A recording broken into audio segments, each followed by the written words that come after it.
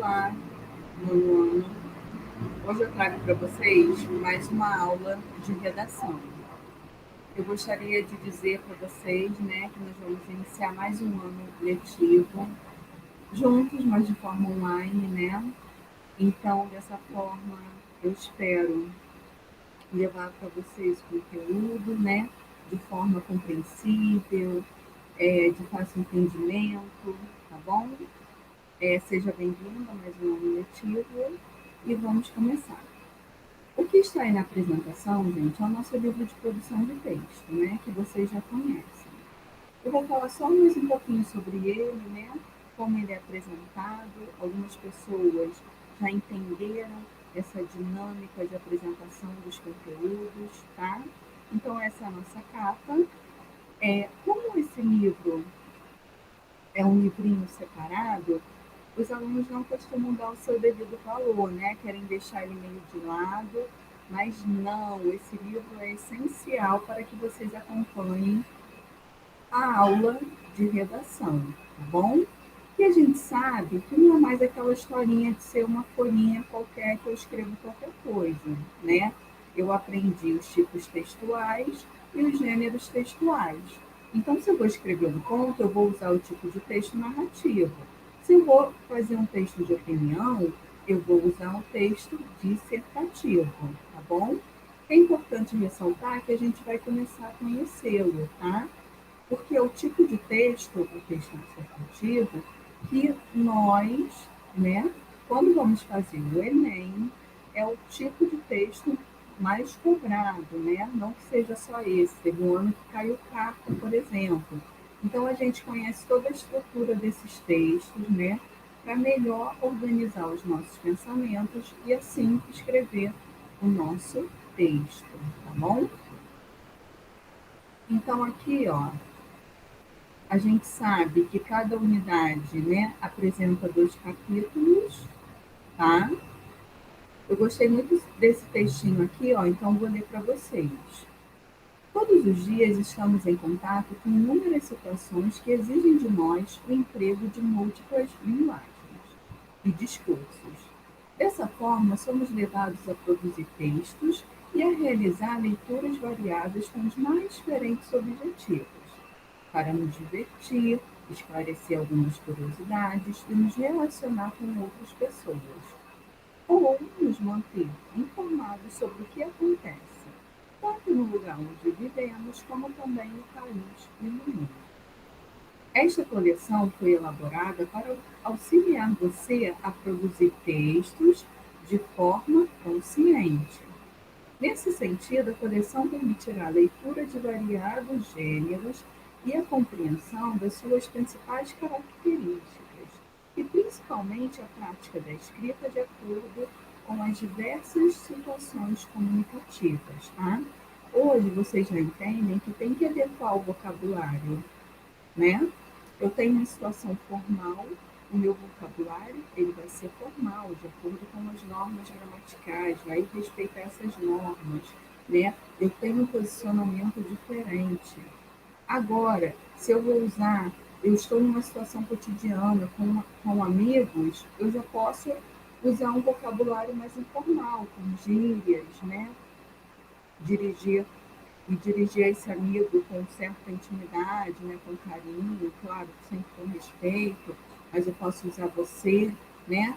Ah, eu vou escrever algo formal. Não vou usar você, eu vou usar senhor, caro, né?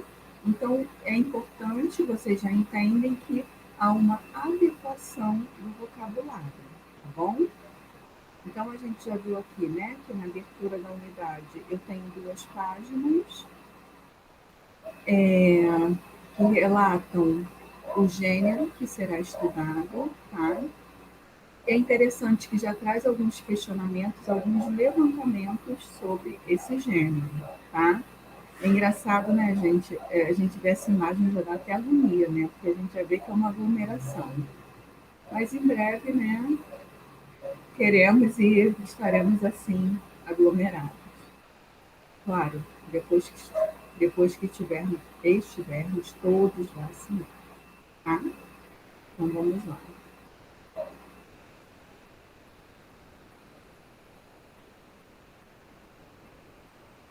aqui.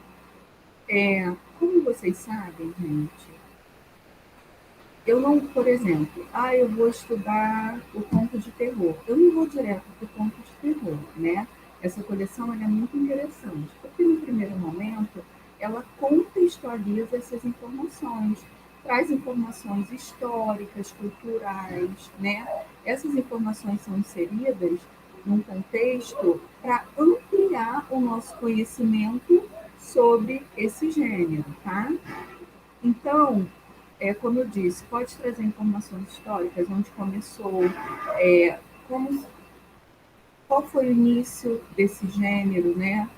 É, aqui no nosso país, como começou, quem foi um dos primeiros escritores. Então, tudo isso a gente fica sabendo no primeiro momento, para depois conhecer o gênero em si.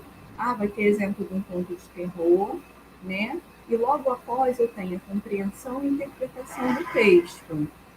Depois eu vou aprofundando as características desse gênero, como personagens, tempo, espaço, narrador, o tipo de narrador, se é narrador observador ou narrador personagem, tá bom? E no finalzinho tem essa partezinha assim que eu gosto muito, né? Que vocês também já conhecem, ó.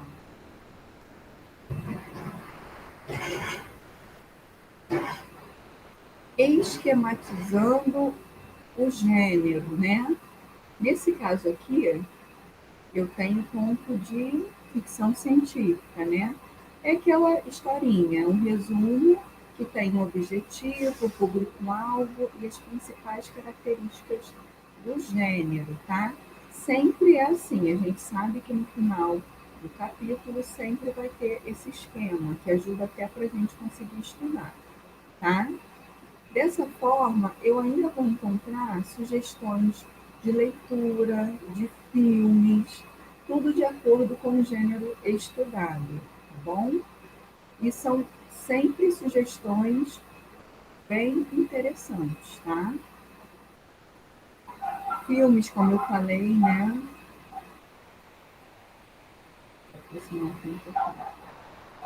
É basicamente isso, tá bom? Agora, a gente vai lá para a página 10.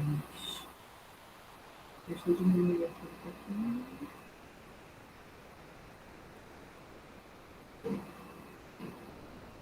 Então, vocês vão continuar recebendo a folhinha, né?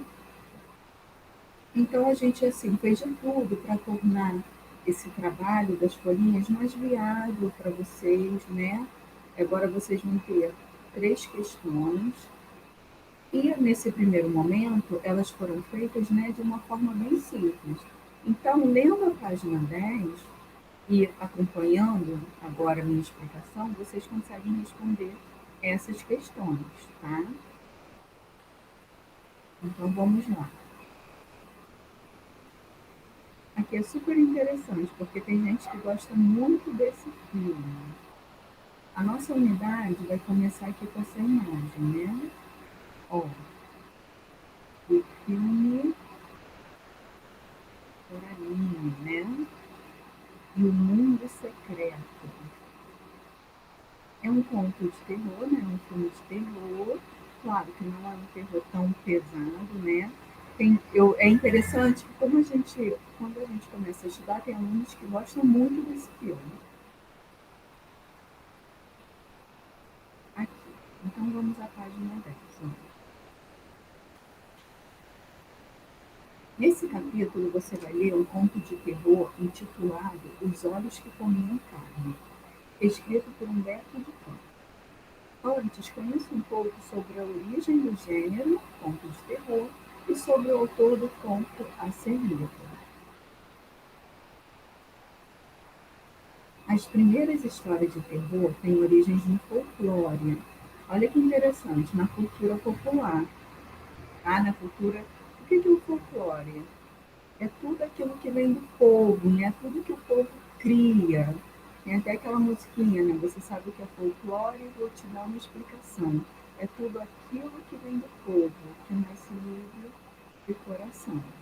Então, essas historinhas, né, que que cada povo contava de forma, no primeiro momento de forma oral, depois de forma escrita, que deu origem ao conto de terror, tá? Esse folclore, essa cultura popular. Então vamos lá. Cujas histórias envolviam monstros, mortes horríveis, bruxas, vampiros, lobisomens, entre outros conteúdos.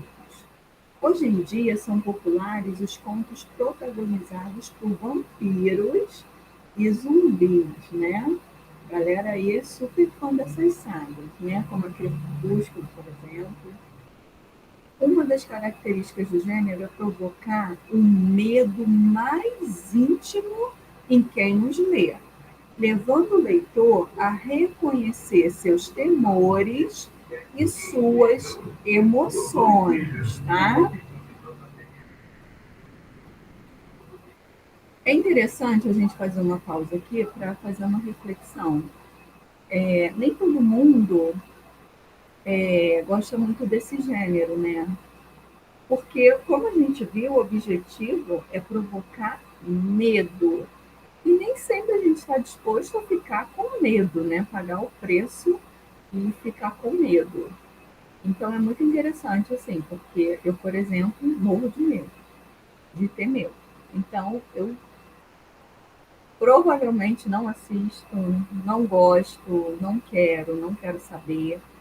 É muito interessante, porque até aqueles filmes mais bobinhos, né? Igual o Boneco do Mal, Brinquedo Assassino, nada disso. Não tem essa que é bobinho, que... E é muito interessante, porque no início do outro ano nós escrevemos, cada um escreveu um conto de terror. Gente, cada história, assim, muito interessante. É para mim não, né? Mas assim, para eles, né? A história em si, o conteúdo, a imaginação. Nossa, cada história que eu chegava a me arrepiar toda, né? Porque essa é a sensação do conto de terror, tá? Então, assim, é o gosto de cada um, né? Eu prefiro não assistir e não ler. Então, mas tem gente que adora. Então, vamos lá, ó. Os autores que mais aparecem, né, que mais se destacaram em escrever o gênero conto de terror, né, é o Edgar Allan Poe, Guy de Maupassant, H.P. Lovecraft e Stephen King. Entre os escritores nacionais temos importantes como Humberto de Campos e André Bianco. Tá? Aí a gente vai conhecer um pouquinho do Humberto de Campos. Tá? Foi um escritor brasileiro nascido na cidade maranhense de Miritiba, que hoje tem o nome de Humberto de Campos, em homenagem ao escritor. Era autodidata e gostava muito de ler. Produziu crônicas, contos, ensaios, poemas e críticas literárias. Em 1910, publicou seu primeiro livro, Poeira, uma coletânea de versos. Em 1919, foi eleito para a Academia Brasileira de Letras. Tá? O autodidata, gente, é aquele que tem, ele consegue aprender com muita facilidade. Ele tem uma facilidade para aprender. Muitas coisas ele aprende sozinho, tá? Então, dessa forma, esse escritor brasileiro teve um grande destaque, né, nesse cenário de contos, tá, de terror. E é isso. Como eu disse, a partir da leitura dessa página e das explicações, vocês conseguem fazer e corrigir já a folhinha, tá? Tem um conto de terror que começa na página 11, ele é um pouquinho extenso, se vocês já quiserem ler. É um texto muito interessante, porque o final dele é surpreendente. Ou não, né? Para quem não gosta. Mas, assim, é uma história interessante, tá?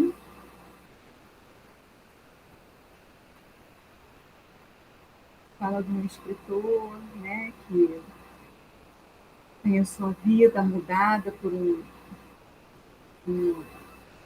um dia ele acorda e não posso contar, não vou dar spoiler. E tem uma situação diferente e ele tem que aprender a lidar com isso, mas é um conto que vale a pena vocês lerem, tá bom? Eu vou encerrar essa aula por aqui. Agradeço mais uma vez pela atenção de vocês. Tchau, tchau.